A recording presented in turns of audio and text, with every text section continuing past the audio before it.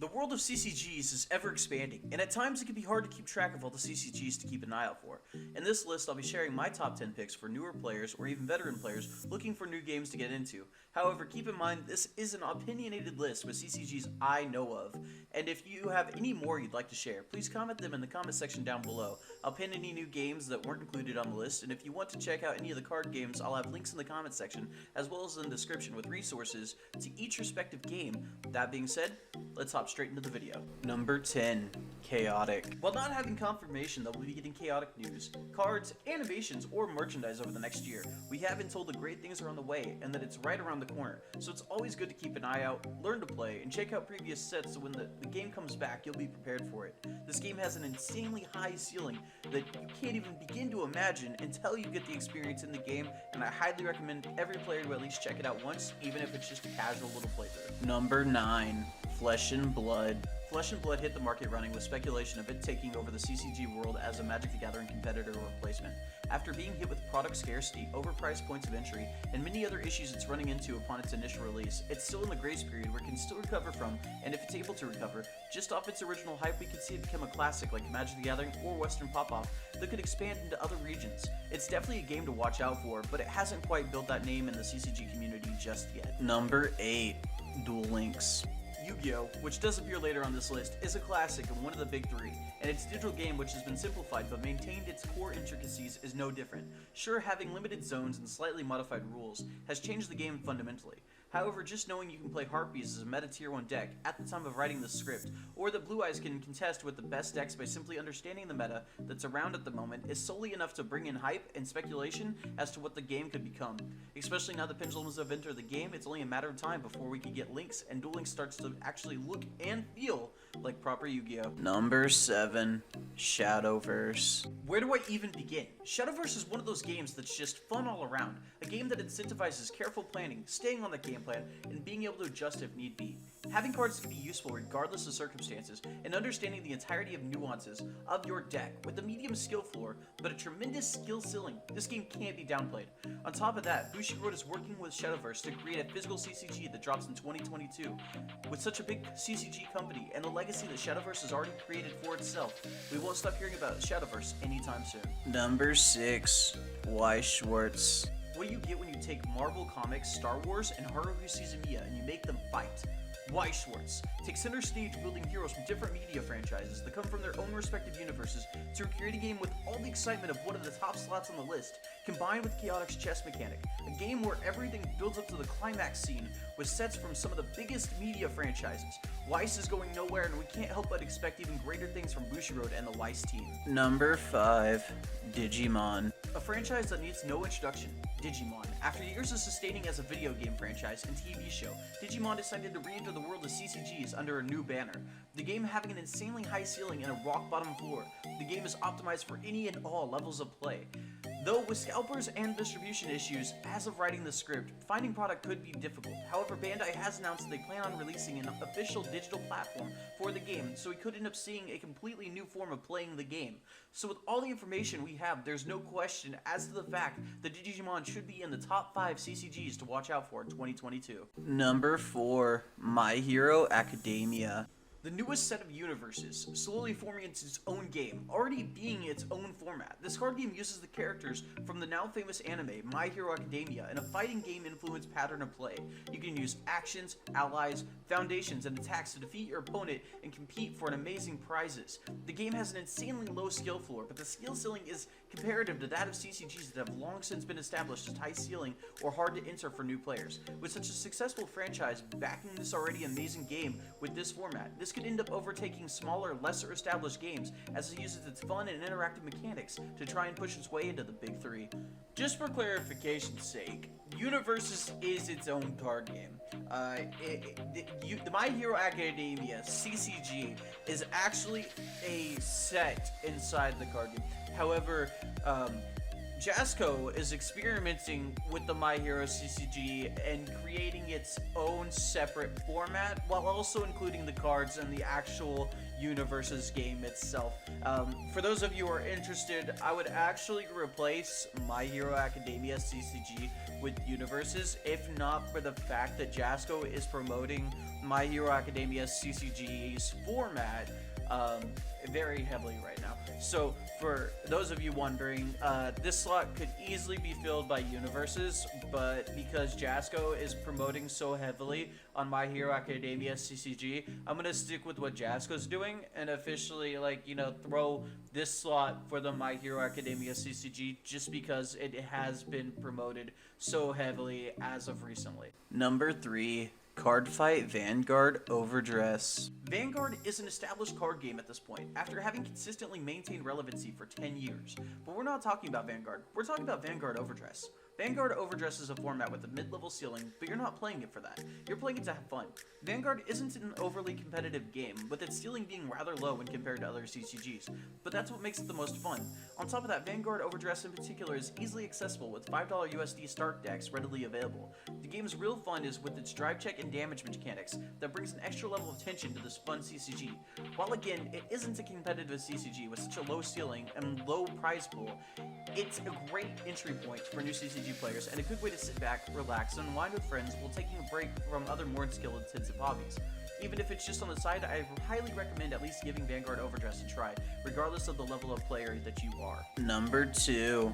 YuGiOh. So this is part of the script. I don't know. It's YuGiOh. Yes, I typed out my confusion. Here's a screenshot. Listen, YuGiOh is YuGiOh. If you need me to spell it out, I can, but I don't want to. Okay, well, here it goes. This year, we're expecting massive reprint sets as of writing the script. We're also waiting on the announcement for the Master Duel's digital platform. YCS events are expected to return this year, and we're also overdue for a ban list that will shake the entire game. On top of that, we've also had leaks about new formats of play for events, including iconic formats featuring Time Wizard and Deck Masters. With so many things happening, some of which I didn't even mention, it's no wonder YuGiOh would make the top 2. But you can't really stop number 1, the juggernaut of CCGs, the unstoppable, untoppable, best CCG of all time. Negative number 1, Magic the Gathering. Best card game, Magic Gathering is so good! Oh my god, Magic the Gathering is so good! Oh, Commander! Oh my god, so good! Kamigawa! Oh my god, Magic the Gathering! So good! Oh my god, so good! Oh, Watsy, so good! So, in all seriousness, Magic the Gathering didn't make this list solely because of the fact that WotC has been mismanaging their game for quite a few years now. While they haven't done anything to directly negatively impact their game, they have made it a very toxic environment for people who want to go professional in card games. While necessarily it's not a bad thing to not have pros and not promote pros. As a matter of fact, WotC being one of the only companies that actually did do that for a given time, which I have to give them props for. It's a simple matter of the fact that they stopped.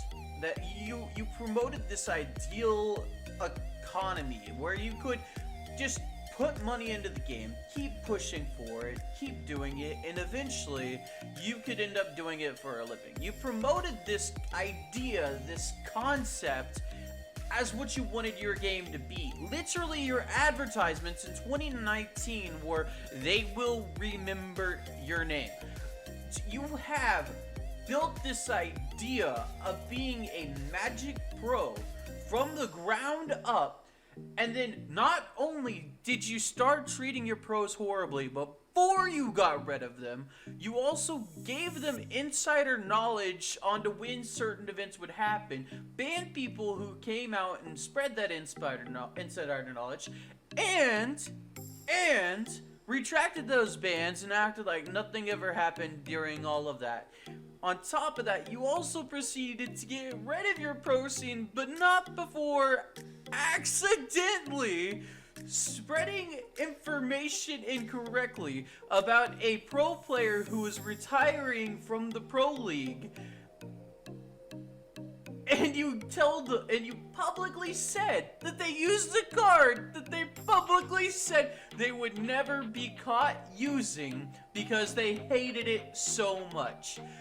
WotC doesn't care about their player base, and the only format in which they are actually trying to keep somewhat level of stable in a idealistic power level is Commander. That being said, I have nothing against Commander, and honestly, I love Magic the Gathering as a card game, but with WotC's horrible mismanagement, I can't tell a player, in all seriousness, to start playing Magic the Gathering. If you're currently playing Magic the Gathering and you love Magic the Gathering, all the power to you. As a matter of fact, I would like to play with you. I mean, I love Magic the Gathering. I currently play Magic the Gathering, but I only play the Commander format where I don't have to buy new cards if I don't want to, because WotC has horribly mismanaged their game. So, in all seriousness, if you're wanting to get into an overly complicated game, play YuGiOh. Like, in all seriousness, play YuGiOh. You'll probably end up spending less money. It is a non-rotational format without any additive rules or inclusions. And you don't have to worry about the company who runs the game actively working against you if you don't play a specific format. You do not have to worry about that. So that's why Magic the Gathering is not on the list. In all seriousness, I cannot recommend a new player to start playing Magic the Gathering. If this was a top 10 list of all the greatest card games to have ever existed, Magic the Gathering would undoubtedly be in the next slot. But I can't, in all honesty, put Magic the Gathering in the top 10 card game list for 2022. I'm sorry.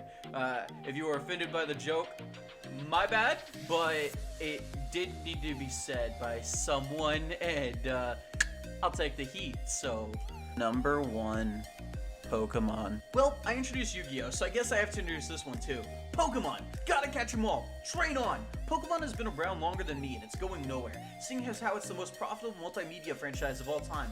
Pokemon has announced massive functional and literal reprints for its standard format, and a new digital platform to play the game with, a competitive ranked mode, and a crafting system. This is a massive shakeup, combined with the collector hype that will undoubtedly thrust competitive Pokemon into the limelight. With the online world's eyes and many online influencers pushing Pokemon into common talk view, it's hard not to see why I say Pokemon will undoubtedly take over the world of CCGs in the year of 2022. So guys, really sorry about the editing in this video. I just did not have time to record this week, and I'm literally doing this all within 12 hours of this video releasing. All the editing was done within 12 hours. All the recording was done within 12 hours. Literally the last half of the script was done within 14 hours of this video coming out. A lot of stuff happened in my personal life over the span of the last 3 days, and it kind of consumed my ability to actually write the script. So, that being said, I will have more time to do videos. This will not all be rushed like this is. The editing will be better, the jokes will be better, the punchlines will be better, and hopefully the scripts will be better. But I definitely will not rush out things like this again, because this is absolutely horrendous. I will have a comment pinned down below for you to dislike, so that you guys can show me like if you guys liked the video, if you guys didn't like the video. So if you guys didn't like the video, just dislike that comment down below.